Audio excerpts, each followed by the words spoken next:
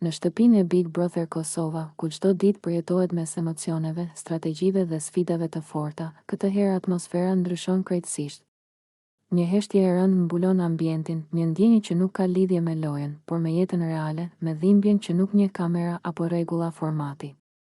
Labinoti, një nga banorët më të përfshirë emocionalisht dhe më të sinqert të këtij edicioni, përballet me lajmin më të hidhur që mund të marrë një njeri, vdekjen e gjyshit të tij, teksa vëllai i madh e thërret në dhomën e rrëfimit. Askush nuk e di se çfarë po ndodh. Labinoti hyn i qetë, por pas pak minutash, dera hapet dhe ai del krejt ndryshe. Syt i ka të skuqur, lotët mezi i mban, hapat i ka të rënë. Në atë moment, loja ndalet. Strategjit harrohen. Debatet shuhen. Përpara banorëve nuk qëndron më një konkurrent, por një nip që sapo ka humbur një nga shtyllat më të forta të jetës së tij, me zërin që i dridhet dhe me lot që nuk i ndal dot, Labinoti i mbledh banorët në sallon. Heshtja është totale.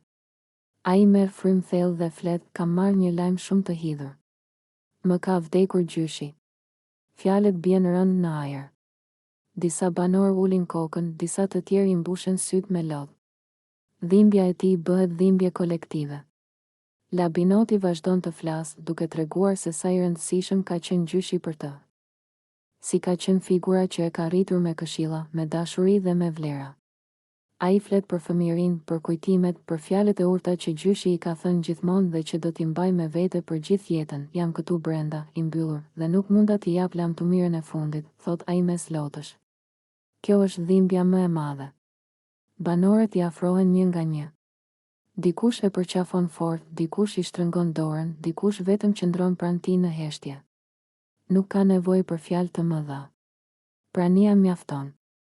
Në ato momente, Big Brother Kosova nuk është më një lojë, por një pasqyrë e jetës reale, ku humbja, dhimbja dhe solidariteti njerëzor dalin mbi çdo gjë tjetër. Publiku jashtë shtëpisë ndjen të njëjtën dhimbje. Rrjetet sociale mbushen me mesazhe mbështetjeje për Labinotin dhe familjen e tij. Shikuesit e shohin veten të ai, sepse të gjithë kemi humbur dikë, të gjithë e dim se çfarë do të thotë të marrësh një lajm të tillë pa pritur. Lotët e Labinotit nuk janë vetëm të tijat, janë lotë që përfaqësojnë dhimbjen e shumë njerëzve. Qëndrimi i Labinotit në këto momente tregon forcën e karakterit të tij. Edhe pse i thyer emocionalisht, ai gjen forcë të flasë banorëve, t'i falenderojë për mbështetjen dhe të vazhdojë përpara. Ai e di se gjyshi i tij do ta donte të fortë, krenar dhe me kokën lart. Ky moment do të mbetet një nga më të ndjerët në historinë e Big Brother Kosova. Një kujtesë e fortë se përtej famës, lojës dhe kamerave, banorët janë njerëz me zemër, me familje dhe me dhimbje reale. Humbja e gjyshit të Labinotit na kujton se jeta është e brisht dhe se dashuria për familjen është më e fortë se çdo gjë.